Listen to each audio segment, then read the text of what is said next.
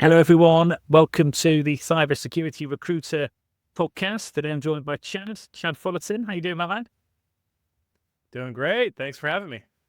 Yeah, no, good to see you, my friends. For everyone listening, we've got some new podcast studio software. I've also got a new camera as well, Chad. So I feel like I'm doing my first podcast all over again, mate. Yeah, you're looking crisp. Putting the rest of us to shame over here. Hey, no, come here. It looks like you've got a fairly, I can't see it now, but just before we hit record, I can just see the top actually. It looks like you've got a fairly heavy hitting mic there yourself, mate. So you're looking pretty professional yourself, bro. Not too bad. Not too bad.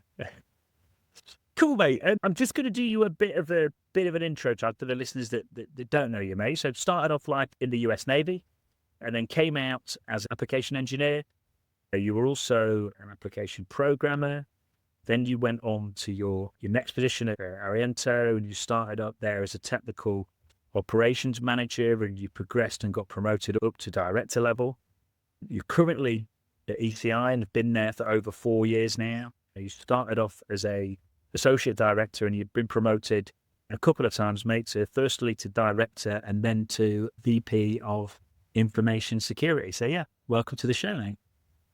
Thank you. Yeah, it's been an interesting journey. Not necessarily everybody's typical stance, but it's worked out. It's been good, mate. There's a few things coming out of the US Navy. It'll be nice to just dive into that because there'll be people listening that are either going to go through that transition or are maybe going through it right now. So it'd be nice to hear what you've learned there, and also just unpacking your journey in general, mate. Because there's a lot of people that want to get up to that VP spot, or again, maybe in that VP spot now. So there'll be some good things to unpack. And every time we've ever chatted, mate, it's always been like a mini podcast anyway. We just chat about the market and everything. So it's cool. Yeah, absolutely. But yeah, mate, I'll start where I always start, mate, which is, who are you? What do you get up to? What's a day in the life of Chad like at the minute? Yeah, no, it's fun, right? I got 2 kids, got a wife. We live in Connecticut, so we got the seasons, right? We're from California, so the seasons are relatively new despite being here for the last almost 4 years. But we've been traveling a lot. We just got back from Disney World. So kids are 6 and 8 years old. So they're in that kind of age group where everything is a new adventure. We're having fun all the time. They're my best friends, right? 2 boys. So you can't go wrong. I'm just hanging out with my buddies all the time is basically what it feels like. But yeah, I work a lot. I play a lot of video games and I hang out with my family. And that's kind of me in a nutshell. But the world is evolving so quickly around us that interests in what you do with your free time is what used to be like what defines you is now what are you doing this week? And that's really it, right? Everything is completely different every day. Yeah, cool, mate. No, I think that's an important point with it because whenever I've spoken to you, we've always had a really up to speed conversation about what's going on, and I feel like you're always like, right? You really know what's happening, and I think with the pace things are moving at now, that's almost like a prerequisite. Like you've got to be like that these days, haven't you? Yeah, 100 years from now, they're going to write this as the AI revolution, right? Just like the industrial revolution, just the development of electricity, right? We're in the same concept, and I'm sure we'll talk more about AI and its kind of impact on everything, but the ease at which information is at your fingertips is, everyone thought, oh man, you have Google. Imagine when you had to go to the library. And now it's like you have AI. You don't even have to go to Google anymore. You don't even have to read an article. You can just ask the question and get the most accurate response that the internet has to do, right? And obviously you need to have the expertise to know what's real and what's not, but it's the ease at which you can grow and learn and develop, and you have to. Otherwise you will get outpaced by everybody else. It's just absolutely ridiculous. Yeah, it is, mate. You're right. There's two, like, I feel like COVID is like a once in a lifetime. Most people would have never seen that in any lifetime. And AI is the same thing, mate. I've just been having an internal meeting now where we're talking about different things we've got going on, and we're having like really good months, then really bad months, and a really good month again. And like my team are like, what's going on? I'm like, just chill, just stick to what we know, like master the world-class fundamentals, keep learning as quick as you can. It'll be cool. But it is quite an interesting, volatile, exciting, scary time, mate, isn't it, for a lot of people? Yeah. No, you hit on the fundamentals, right? That's still what it's been, whether it's in cybersecurity, whether it's in AI, whether it's in just who you are as a person and how you grow. It's all the fundamentals, right? Like my dad used to tell me, you could teach anybody anything, but you can't teach anybody to give a crap. Right. And like that still proves to be true. That's the fundamentals. If you care to learn and you care to grow and you care to be the best you can be every single day, then you'll be on top of everything. And that's proved throughout my career. But it's the same thing in any industry. It doesn't matter what you do. You could work at McDonald's flipping burgers. If you choose to be the best person there, eventually you'll promote, eventually you'll move up, eventually you take opportunities that are presented, and you grow like crazy. And you can manage at McDonald's and make $100K a year. Like, it's not, impossible to make a living doing literally anything anymore. Yeah, it's true, mate. And I think the compound effect of what you've described as well is massive. If you just get up and just absolutely nail it every day, sounds a bit cheesy, but control the controllables and do what you can in your power. And same with learning. If you're just learning, talking about before, like I've got YouTube Premium now, so I've always got it in my. If I'm like, I was ironing this top before I came on for this pod, right? And I had my AirPods in and I was learning, and it's like the compound effect of just learning about every attack vector associated with AI agents and what's happening and what's going on. And what, if you're like that, in a year's time, you'll know more than a lot of people. Yeah. No, like I read a lot of I listen to it. Yeah. But I do about 120 books a year is my current pace. And it's not like I'm sitting down and reading for 4 hours every night, right? I'm doing laundry, I'm doing the dishes, I'm cooking dinner, I've got a headphone in, I'm listening to a book while I'm doing it. And you learn so much. Your grammar compounds exponentially. You learn, you grow, you get new concepts, you get new, like I listen to a lot of fantasy. It has nothing to do with what I'm doing, right? But different people have different stories and different analogies, and you get different concepts, and you learn and you grow and you develop. And it just, all of that, you then think about it and you're like, how does that relate to what I'm doing? And like Brandon Sanderson's a favorite author of mine. And just every single book he writes is like, every single thing he says, I'm like, hold on. That's profound, right? Like you hear that and you're like, hold on, you said that as a joke, but it's like this profound analogy to my own life. And it just gives you this like additional kind of concept as you think and you grow and develop. It's pretty crazy. Yeah, I think stuff like that's really important, man. I've found it a lot since I've got a team, I work a lot of hours, I'm speaking to people all day, but I am working remotely, so I am on my own a lot. And I think when you hear these little one-liners from these really inspirational guys or girls, it does have a good impact on you. I find it really helps for me. Definitely. Absolutely. Yeah, it's good, mate. It's good. Cool, mate. We'll come to AI in a minute. I bet, by the way, talking about fast pace and being intense and everything going on, I bet going to Disneyland with a 6 and an 8-year-old, I bet it was a good chat because my sister's got two little boys, so I'm an uncle twice over, so I've not got any myself yet. But I do know you can't think of anything else when you're with the little ones, can you? It's a proper good way to switch off from work. Yeah, unplug. I wouldn't call it a relaxing vacation, but it was a good time. And it is, you are very focused on the things you have to think about that you didn't think about, right? We have, 6 and 8, I thought we could get away with one stroller, right? I was like, oh, we'll get one stroller. They'll switch off. They're older. They can walk. They're going to want to walk. They're going to want to run around and inside. Nope. It's 95-degree Florida heat, right? It's brutal. And so day 2, we're getting the second stroller. We're trying to figure it out. Getting water bottles that spray you in the face. But also, you can't spray yourself in the face when you just put sunscreen on, or else you're going to get sunscreen. It's like the things that, as adults, we don't necessarily think of for ourselves. You're thinking of for other people. Thank God for my wife, because she was on top of all of that. I was like out of my element, but it's a good time. It's good, mate. And it's so much different, I think, from vacationing or holidaying on your own. Because if you're on your own, or you're with friends or partners and you're similar sort of ages, you can jump on and do emails and check your phone and start reading an article about security or whatever it might be. When you're with the kids, you can't get. In fact, if you do that, they will jump on you straight away because they're not getting the attention. Yeah, so they're mad about it. No, like my wife and I went to Disney World. Now it's been probably 9 or 10 years ago. And you're sitting in line and you're like, I got 30 minutes of sitting in line. Let's watch a YouTube video. Let's do like time to kill, right? Throw a headphone in, watch a YouTube video. And with the kids, forget it. You're entertaining them. You're trying to come up with games you could play in line, right? Or things like that. It's a whole nother world. Cool. I'm glad you got a bit of time to switch off, because it is important. And it's like with remote working and AI and automation, like we're so efficient these days. We can afford to take some time off and chill and let it all absorb in. On the AI front, Chad, like you say, you can't do a podcast these days. You can't even do a phone call or anything without talking about AI. What are you seeing, mate? What's going on? If I'm listening, what do I need to be aware of? I know you're running teams on various different aspects of security. So yeah, what do we need to know, mate? What's good at the minute? I mean, when it comes to AI, there's a few different kind of verticals, right? The first is LLM usage and just daily use of AI tools. And, the biggest benefits there is the ease of access to information, the ability to comb through. I just ran pen tests for a client, right? And I did 5 or 6 different pen tests. And I had 5 or 6 different pen test reports. And I needed to throw all of them together in a cumulative final report. AI did it in 3 minutes, right? I just threw all of them into AI, told Claude, do it and just combine all these together and come up with one comprehensive report. It's like a 3-sentence prompt, right? Who am I? What am I trying to do? And what do I want the outcome to be? And it's done, right? Easy day. The downside to that is anything that you send to anybody will be reviewed by AI.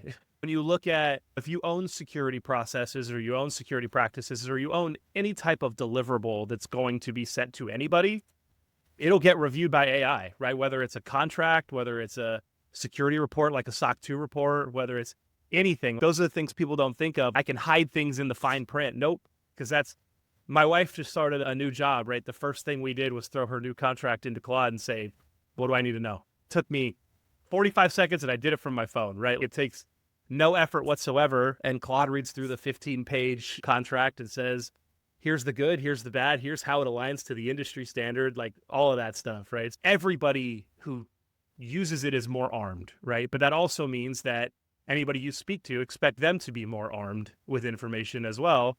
And you can't just, what used to be able to be hidden in the details, right, is no longer possible.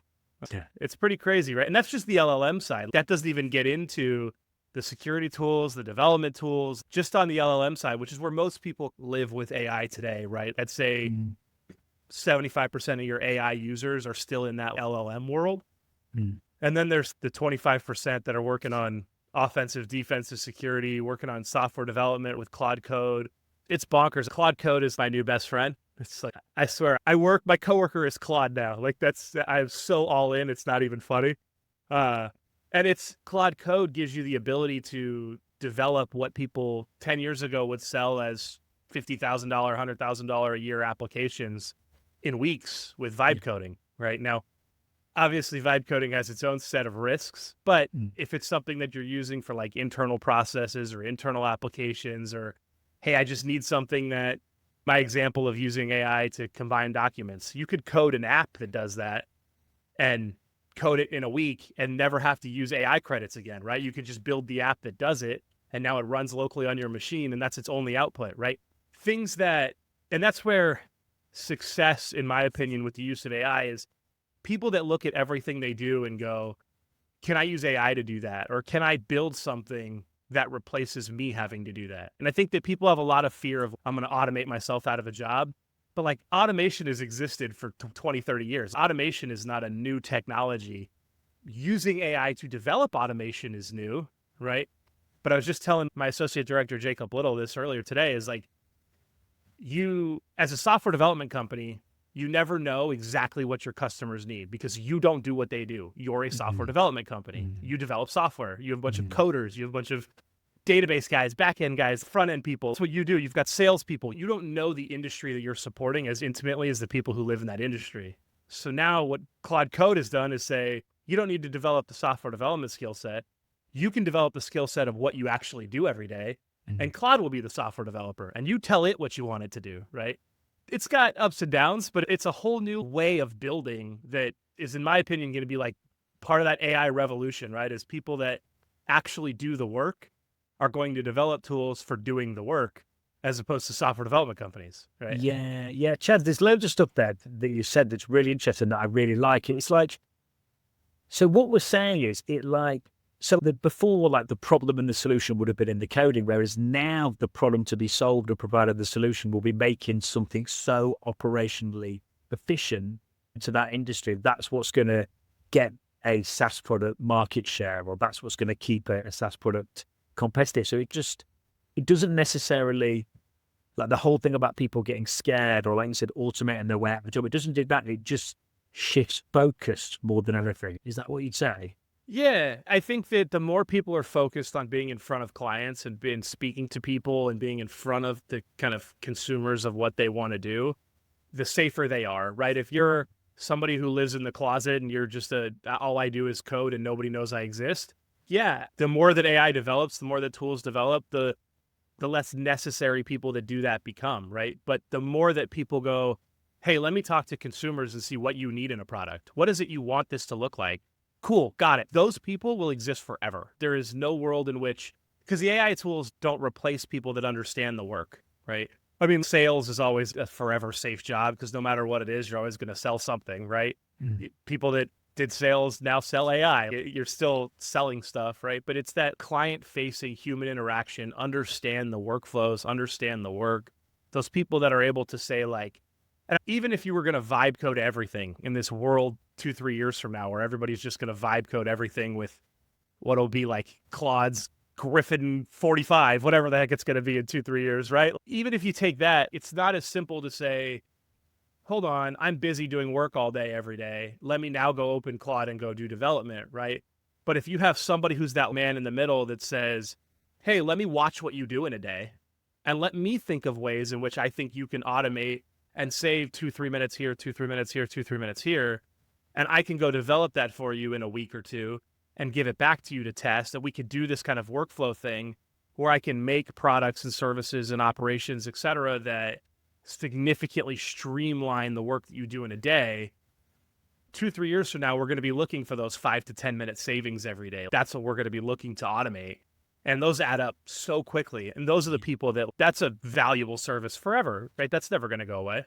Yeah, it is. It's like when you said about 5 minutes ago, you were talking about building an app to automate part of your day. And you said, oh, if you actually built the app, you could actually you'd never have to use any more tokens. You still need to have that. You still need to think on your feet and be creative, because the token usage is another conversation that we could probably do another whole separate podcast about with the VCs maybe, or maybe not subsidizing them for the foreseeable. But like that in itself is a big one. So I learned that you don't just want to switch off and let AI do the thinking. You've still got to do exactly what you did then with building that app, haven't you?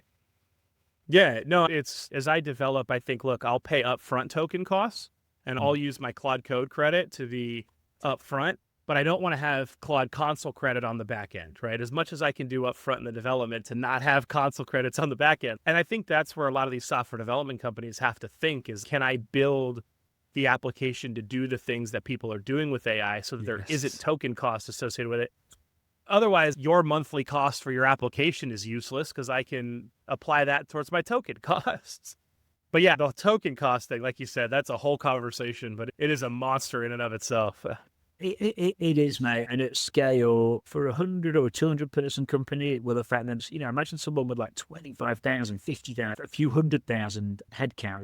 It's gonna affect in a big way. I really like what you're saying, by the way, because it's like, we're all going to have this same, like everyone, like one thing that OpenAI and Anthropic have done is that they've massively democratized AI. Like we both know, like AI has actually been for quite a long time, but they just brought it to the forefront, like all of a sudden over the last few years. So like you said, we're all going to have it. We're all going to have access to it. So it's still who has the best skills, just in a slightly different way. But that doesn't mean there's not going to be destruction along the way. There'll be some rocky paths. It's not just going to be a linear process to what we're describing. There's going to be some rocky moments, which is probably what people are experiencing now. Yeah, and I think that's where people have to have this mindset of everything is temporary and let me adapt, right? If you're somebody who, we mentioned COVID earlier today. COVID was something where you saw a lot of industries impacted. You saw a lot of industries shut down, hospitality, entertainment. You saw a lot of these things go away entirely for years, right? And take multiple years afterwards to really ramp back up.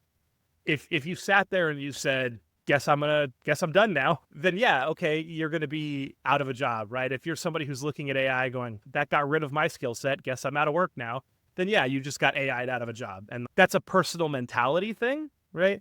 But if you look at this and go, okay, so AI replaced this, but I still have this expertise or this knowledge or this understanding, so how can I work with AI to be effective, right? Especially in tech, right? The tech companies, every tech company looks at the tech giants like Microsoft and says, what are they saying? Because whatever they're saying is what I want to emulate, right? And that's not always the right decision. You can't be a 20-person tech company pretending you're the size of Microsoft. It's never going to work.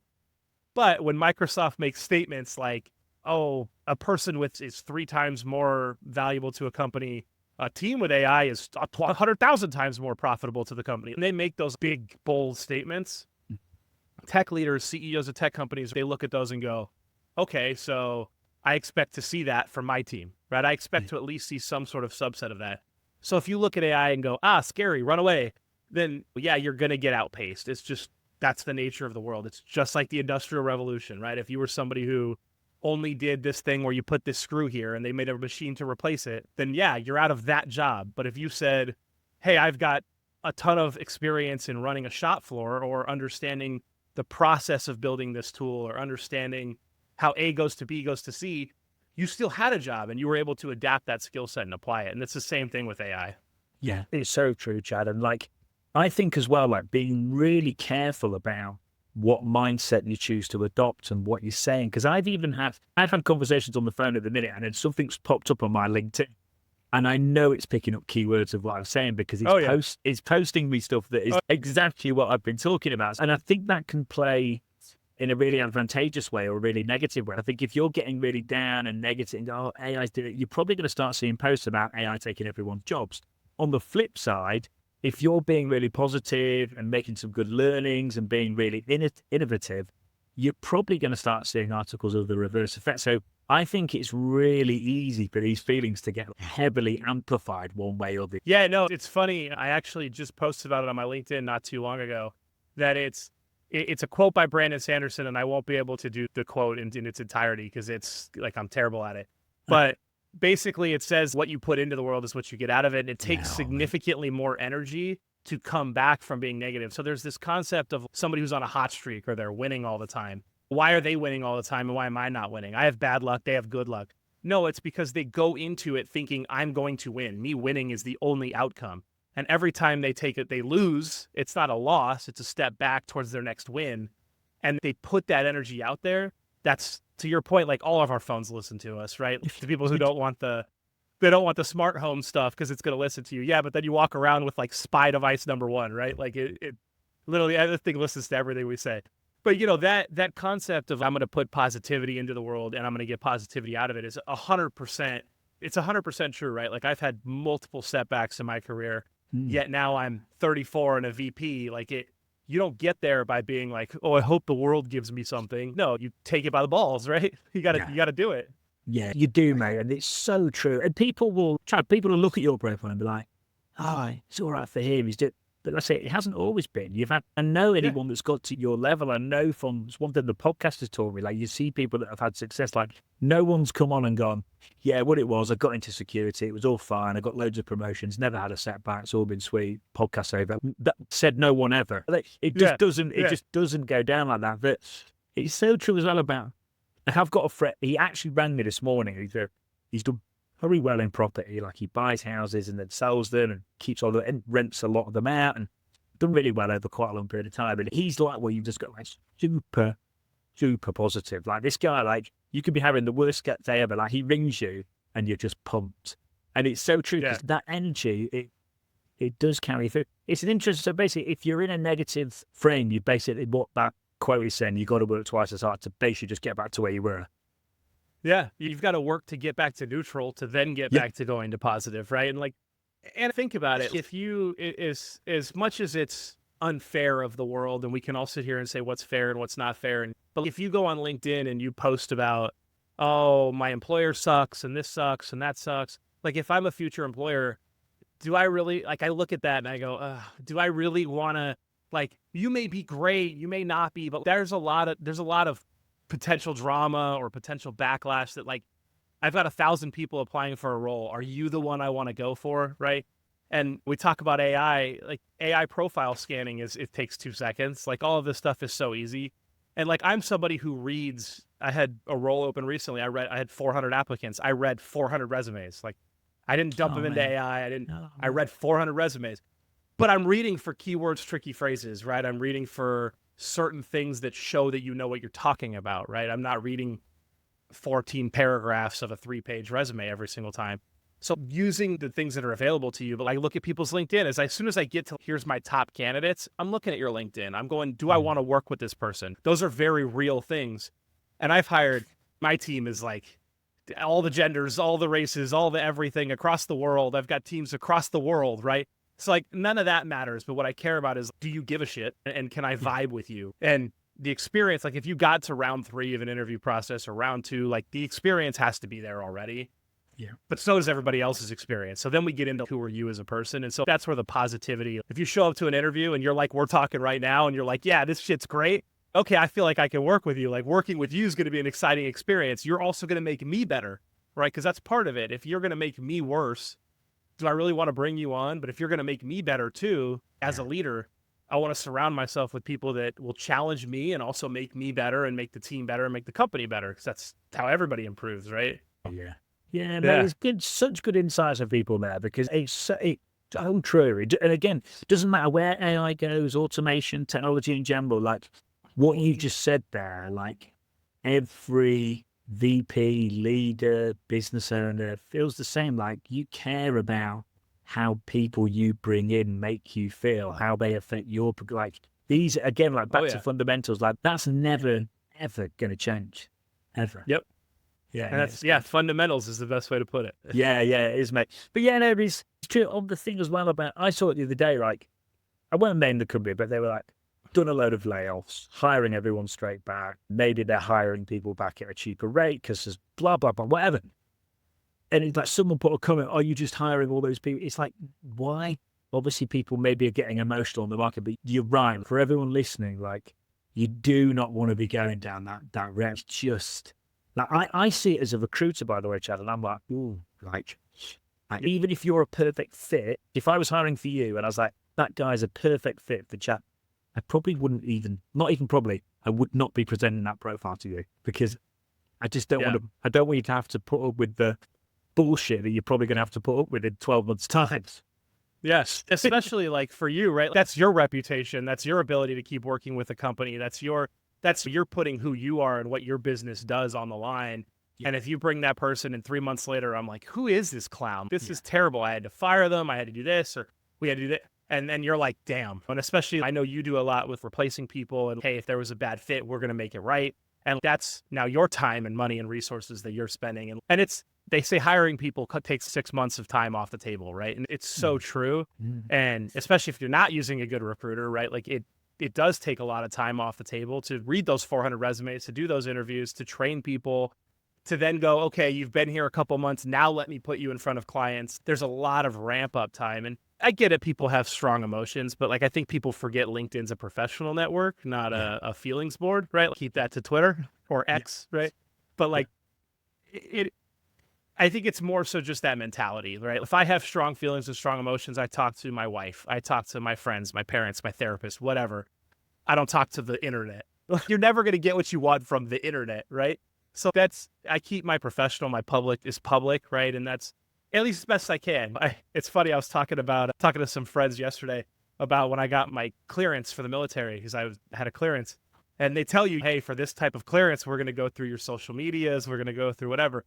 And this is 2010, so it's like MySpace, right? And like my MySpace, and I'm like deleting old posts from MySpace. Shit, I was a teenager. This isn't who I am. And I was still a teenager doing that, but like it's just funny because like that's the kind of thing when it comes to a workplace nowadays, is like it's the same thing. And it's just, I want positivity. I want upbeat. I want us all to be like working forward, right? Not looking backwards, you know? Yeah, definitely, man. Once it's out there, it's out. You've deleted them, so you've maybe, but once it's out you never there, know. No, exactly. And I think a really good one for everyone listening is, if something's happened with a customer or whatever it might be, just leave it in drafts for 24 hours. Have a look at it in the morning. And if it still makes sense to send it in the morning, because it probably won't. That's always a good one. And I think the other one as well is just life's not fair. Like the sooner people realize that it isn't fair, it's definitely, that never has been, never will. Life just hits you with certain things, and the quicker you just accept that and learn to get around it and adapt, and the easier things are going to become. No, 100%. Chad, you said something before. You said about, basically, you were talking about AI and Claude Code doing a lot of the Deborah, but you talked about giving more, basically putting the importance on understanding the industry that you're serving and understanding the customers. And I think that is some of the best advice you've given now. I absolutely love that. I've noticed I've noticed as I've done this podcast, just the more time you can spend talking with the people you're serving, you do get to understand them to a different level. I just wanted to pick you up on that point again and just be like, for everyone listening, like, that is mega. It doesn't matter what industry you're in, that's mega advice. Yeah, look at history, right? There used to be people who had really good handwriting that had a career just doing handwriting for everybody. And then computers came out, right? And now I don't need to relay information to you to write it for me because my handwriting's crap. I can type it on a computer and all handwriting looks the same because it's by a computer and I'm going to print it out, right? Typewriters, etc. It's the same thing now that, I can use Claude Code as somebody who, I have a bachelor's in software development. I wouldn't call myself a software developer. That's so minimal of what I've done throughout my career. It's the smallest piece of my career. I'm not over here writing code, but I can build what would be a $200,000 a year application in 2 to 3 months with less than $1,000 worth of Claude Code credits. And the answer to that is I know what I want. I know I'm building a tool for myself, right? And so as somebody who runs information security in an MSP, MSSP, I know what other MSPs or MSSPs want. So I know how to build it for us. I'm building a niche product for us, built by us, right? It's that whole concept. And for development companies are going to have to start bringing on industry experts to do advisory work into their teams. And I know a lot of them already have, and advisory work has been a common thing, but I think you're going to have to hire folks like me as full-time development augmentation people that maybe they're not writing code, but they're saying like, no, this needs to go here and this needs to work like this. We're not going to do this the way you think we are. This is too much work, or that's too many steps. Or if it's this many steps, I'm not going to do it every day. It's just a waste of my time. You need to schedule this stuff. Whatever it may be, you may think, somebody who's a software developer may go, oh, if you have to click 4 extra buttons to make this work, not a big deal. 4 extra buttons. I don't want to spend a week having to code automation out of those 4 clicks. I'd rather you just click 4 times. But if I'm supporting 1,000 clients and I have to do those 4 clicks once a week, you're now at 4,000 clicks a week, 52 weeks a year, like that no longer, I'm hiring a person to make 4 clicks, right? It doesn't make sense anymore at scale. And that's where that knowledge and industry expertise really comes into play. And same thing, right? I'm not, as somebody who runs information security for things like CMMC, manufacturing is a large part of that. I know I don't know manufacturing, right? I know I don't work on a manufacturing line. So I know that I need to interact with those people and you tell me how you work and I'll tell you how we can make it more secure or compliant, or if it is or if it isn't. But you have to give the expertise, right? And so if you're developing things for these niches or these organizations, or these verticals, you have to bring in that expertise from those verticals to be able to tell you what works and what doesn't. The margin for forgiveness that we had 10 years ago is gone. If I can vibe code it myself, I don't have as much patience or forgiveness for a company as I did 10 years ago. It used to be like, hey, I'm buying this as is, but I think in a year you'll be really cool. I'm not there anymore. It's gone because my leaders and my clients and the people I work with aren't there with me either. For me, I got to expect it from you. Yeah, mate, that's so true, mate. I can relate to that with buying different recruitment CRMs. You used to just put up with so much being wrong, and whereas now you wouldn't. Just back to the thing on the 4 clicks example you used. I think that matters hugely because you're talking about dealing with 1,000 clients, so that equals a lot of time. But imagine if a company has come in, say if a company's being valued, if all of a sudden all these 4 clicks are happening, this is happening, that's happening, there's loads of inefficiencies there, that's then affecting the profit. The company's about to sell for a multiple of 10, 15, 20, whatever. On the other side of that, that makes a massive difference. So from a commercial standpoint, you can start to think, hang on, this is really big. That's where, especially in security, right? A lot of people consider security to be a cost center. And that's one of the things that, being on the MSP side, we're a revenue generator, right? Security as a cost center to clients. But the flip side of that is you also don't want to be a cost center to your clients either, right? If you're a cost center, when you go through things like valuation, when you go through things like an exit, what's the first thing to go? I need to make myself look more profitable. I'm going to get rid of the things that I can do without for 6 months to a year while I go through this valuation and this exit. And then I'll bring people back in, right? And I'll make myself look better. I'll do my quarterly earnings statement, or I'll do my exit period and go, look how great we are. I got my big bonus as a CEO. Now I'll go bring in 1,000 people again and rebuild it from scratch because I kept some of the senior people that knew what they were doing. I kept enough to keep the lights on, right? I'll go to a ghost crew type thing. And so how do you shift the narrative is don't be a cost center, right? Shift it to, hey, how can I use the tools that are available to me to save the company money? How can I say, hey, you used to pay $50,000 for this application.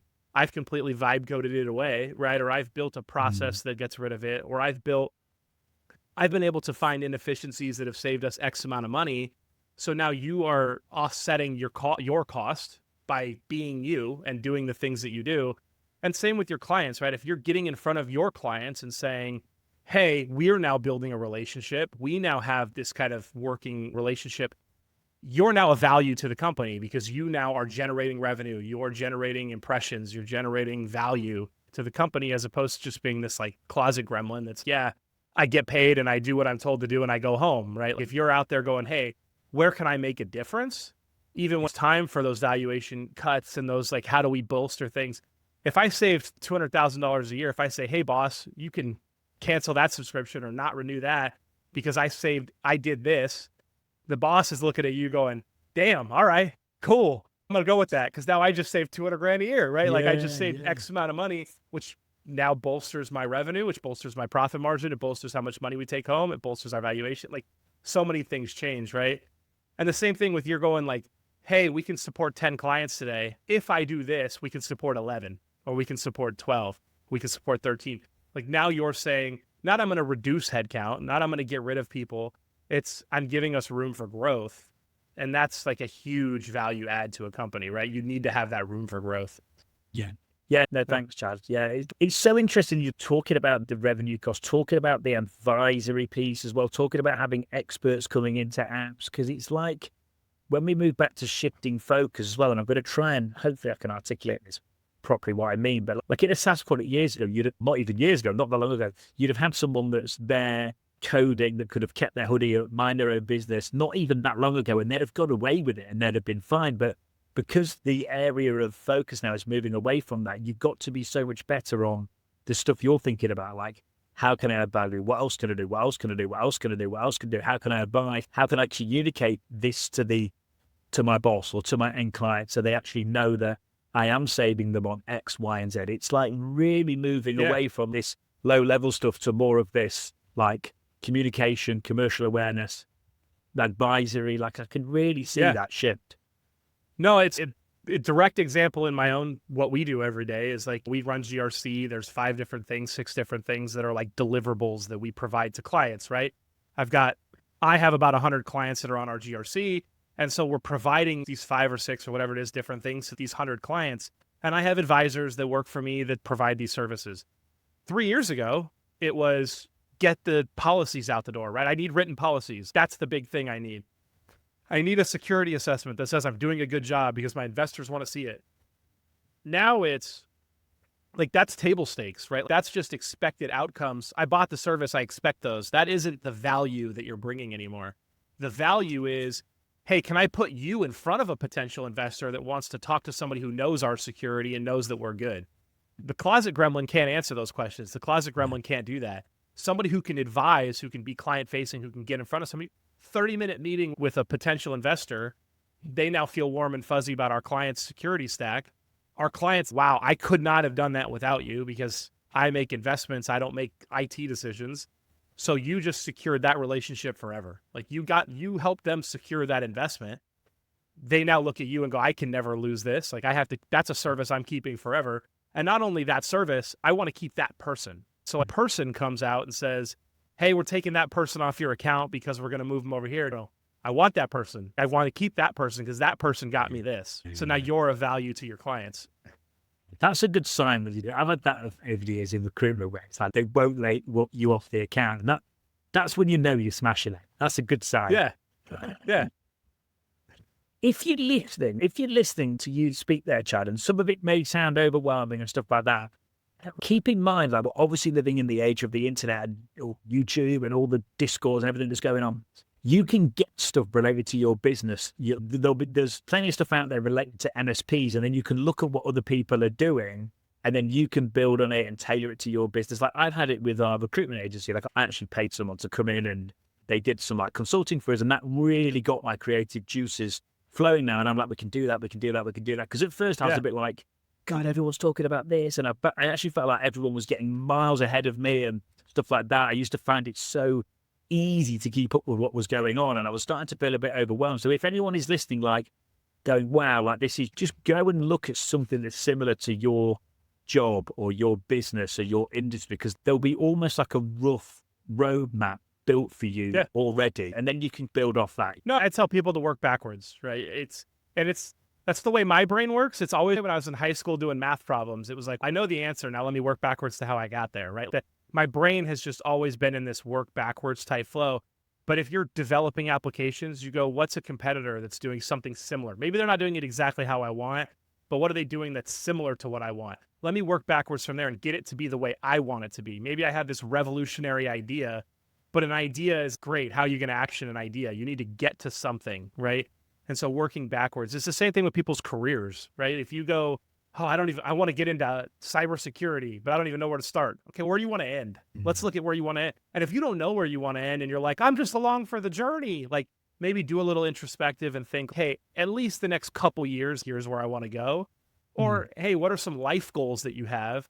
And how can you get into a field or a role, or how can you maneuver yourself to achieve those life goals that you want and work your career backwards from there, right? If you want to be a work from home parent, but you want to get into sales, that may not work, right? Those two things, like sales typically travels a lot. You typically are doing door-to-door client events or whatever. Maybe you need to shift to what are some sales opportunities that specifically align with that work from home parent type mentality. And those exist too, right? Travel agents are salespeople, and they typically work from home, right? They do everything over the internet now. Working backwards from where you want to get to, and then thinking, how do I get there? In software development, in career transitions, and we talked about transitioning out of the Navy. It's the same thing, right? What's the experience that you have, and where do I want to go?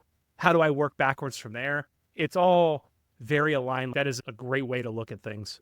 Yeah, thanks, Chad. And like you say, just breaking it down, mate, because it's so easy to look at, especially in today's world with socials. It's so easy to look at where other people are and right to the top of the ladder in security or wherever else it is, and just think, wow. But it is just, like you said, it's basically just smashing each day, nailing each day, and leveraging the compound effects of that. Yeah. I think I'm somebody who burns the candle at both ends, right? I got out of the military. I started working. I got my bachelor's in the evening while working. I got my master's in the evening while working. I had kids while getting my master's. I like to work. And some of it's not even work, right? Yeah, you work your 9 to 5, you grind, you do whatever. But what you're doing in the mornings and the evenings and the stuff, you're bettering yourself. That's investments into yourself. But it's not just that, right? It's having this idea that I'm going to keep grinding and I'm going to keep doing what I need to do. And I'm going to take every day, and I'm going to take every day and go, how do I learn? How do I learn one thing today? How can I take somebody that I worked with that did something that I thought was cool? Let me ask a follow-up question. Let me Google something, right? Like when I learned to read big books, right? It was like, I don't know that word. Let me go look it up. Let me go get a dictionary. And I used to read next to a dictionary. I don't know what that word means. Let me look at the dictionary. Oh, there's a description of what this word means. Now I know what that word means, right? Having that mentality throughout your day, it just pays dividends. Yeah. Yeah. Thanks, mate. It's good for people to hear that, mate. It's really good for people to hear that. I could keep you for ages. I know I only promised you an hour and we're already nearly there. So I've got to move on to the last question, which is, absolutely. I used to say book, but it's basically, you say which book has had the most positive impact on your career so far. But it could be podcast, it could be book, it could be online content. Anything you've consumed. Can be security, doesn't have to be. Anything that's made you the best version of yourself, mate, that could help the listeners. Yeah, actually, like I said, I read a lot of fantasy. Anything by Brandon Sanderson, I strongly recommend. But I'm pulling it up now. So a little bit on the personal side, something that my 6-year-old was recently diagnosed with autism. And it's high functioning autism. Asperger's is what it used to be called. Now it's all brought together into ASD, right? And he's an amazing kid, right? And he kicks ass every single day. And I'll be honest, I think I got a touch of autism too, right? Like I think we've all got a touch, right? But when he's diagnosed, I read Uniquely Human, which is a book by Prizant. And he basically discusses everybody is human and everybody's just a little bit different, right? And he goes a lot into the more severe cases of autism, which don't necessarily apply, but it gives a unique perspective. And when you're dealing with people, understanding that everybody is who they are, whether it's because of where they came from, nature versus nurture versus just outcomes in life, etc.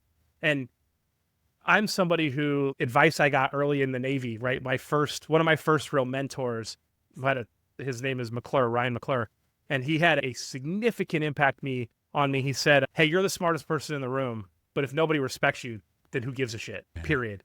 And I said, damn, but I'm right. They should know I'm right because I'm right. And they should listen to me because I'm right. And I stomped my feet, right? And I was like, but I'm right. And it's, yeah, but nobody respects you because you're an asshole. So what are you going to get? You're not going to get anywhere with being right. And I had to kind of take a step back. I was like, damn. And then 3 years later, he's in my wedding party because he had a significant impact on my life. And it's Uniquely Human is a book that taught me when you're dealing with people, and I deal with people all day, every day, and all of us deal with people all day, every day, having a little bit of perspective to say, you may be right, but if you can't explain why you're right, or if you can't help people understand how you got there, or if you can't help people understand why it matters to them, you might as well be wrong. It has no difference in the outright. So that's stuff that was good. Obviously, there's some great cyber books, like 11th Hour for CISSP was a book. I got my CISSP from not studying one bit to fully certified in 2 weeks. I read 11th Hour and I watched a bunch of YouTube videos. That was it. Did a bunch of pre-tests, right? That's stuff that you just kind of grind on it. But there's some great cyber books. Good to Great is a really strong business book. Obviously, take everything with a grain of salt. It's written before cell phones. One of the good examples they give is if you as a company don't pay for people to have cell phones, then they could lose deals and you lose revenue. And very true 30 years ago, not so much anymore, but it's the same concepts can be applied to AI, right? If you aren't learning to use AI, then you're going to be the person that didn't have a cell phone and you're going to lose deals, right? And it's even if you're in sales, like I work with salespeople all the time, the salespeople that take the effort to ask me questions that they've already researched or already understand, and they're asking a clarifying question, I am significantly more likely to help and to support. And I'm a product owner, so they want me on the phone with their clients, right? Versus the sales guy that's, here's 100 questions. Can you answer this for me? It's like, yeah, I'll get to it when I get to it. You get very little from me, right? So, that type of mentality is great. So there's a lot of great books, and I'm just a fan of read, learn, podcasts, YouTube videos, channels, right? Do your research, like I said, audio is great for me. It works well for me. It doesn't work well for my wife. It works well for me. Doing the dishes, making dinner, throw a headphone in, good to go. No, wicked, mate. Thanks, Chad. That last one you mentioned as well about the sales guys or girls asking the right question. I think that's if I just met you and I asked you a question about how you're backed, funded, capitalized, self-funded, that used to, back in the day, that was like a really intelligent question. Now it's made, that's just all there at ChatGPT. Why you even ask certain questions that were quite smart 5 years ago can actually probably lose you a client these days. Yeah. You got to look like you know who you're talking to. Definitely. I mean, look at people who reach out to people on LinkedIn. I get a dozen messages a day on LinkedIn from salespeople, and it's, hey, Chad, I saw you were in the Navy. Let's talk about buying my AI tool. It's, you are an idiot. I'm going to delete you. Conversation over. No faster way to lose a deal. But if you get somebody who's, hey, I saw you speak at X, and I thought you sounded really good, or I saw this, or I saw that, or, hey, here's some things that might relate to you, or, hey, I own an MSP. I used to own an MSP, and we did these 5 things, and now I'm doing these 5 things. This might be interesting to you. Then if there's interest, it sticks, right? So it's the same thing if you just think that I asked a basic question, or I said, I know a basic thing about you. Hey, I'm done talking to you. You need to come prepared. Yeah, definitely. Thank you, mate. I didn't expect it to be any different, mate, because every time we chat, it's like this. It's good, mate. And thanks. It's been good, mate. And honestly, on a personal level, you like the qualities you have, mate, are just so, I'm upbeat talking to you now, and I want to go and read this. So thanks, mate. It's really good, and it will be good for the listeners as well, because those type of characteristics and qualities, they've always been important, but I feel like they're just getting amplified in terms of their importance, in today's world. Absolutely. And those are the things that are hard to put on a resume, right? Hence why relationships and networking are so huge. And then the last thing I'll say is, you talked about social media earlier, and people have a tendency to compare themselves to what they see on social media. Or for any young people out there, especially, social media is all rainbows and butterflies. Nobody posts the hard shit on social media. Nobody posts the bad shit on social media. Because of the reasons we talked about earlier, employers don't want to see the bad shit, so people post the good shit. And if all you're looking at is highlights of somebody's life, damn, they have a great life, right? If I look at every social media influencer's Ferrari and Lamborghini, I'm like, oh man, I cannot seeing the fact that they rented that so they could look cool for 10 minutes. There's a lot of smoke and mirrors. Social media is full of crap. Give yourself a break and just keep hustling, right? But Tom, I agree. You're such an upbeat person too. Like it's easy to talk to you. And we didn't even touch on mythos at all. There's a whole nother world of AI to get into. We could do that on a whole nother podcast. Will do. I'm sure. Listen, I'm sure we'll definitely do another at some point. Because, like I say, it's moving so quick that it'll be mythos, fable 3, fable 4, fable 5, whatever like that there is. But yeah, mate, thank you, mate. Yeah, I've really enjoyed it. But Chad, thank you, mate. It's been a pleasure, mate. Absolutely.